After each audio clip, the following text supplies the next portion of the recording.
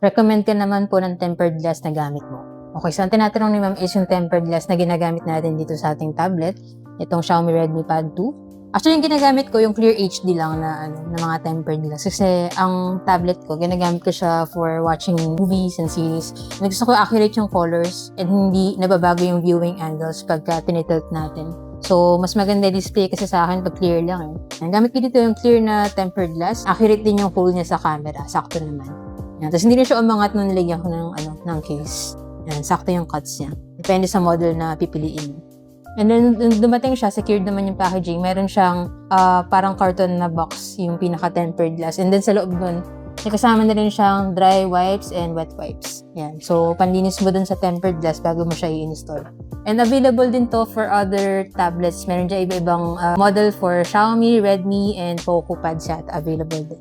Meron na rin akong ginawang tutorial regarding sa pag-install ko dito mismo sa tempered glass na to. Check mo na lang sa profile ko. And kung interested ka bumili, check mo na lang yung yellow basket yun ko nabili para same quality and legit din yung mapagbilan mo.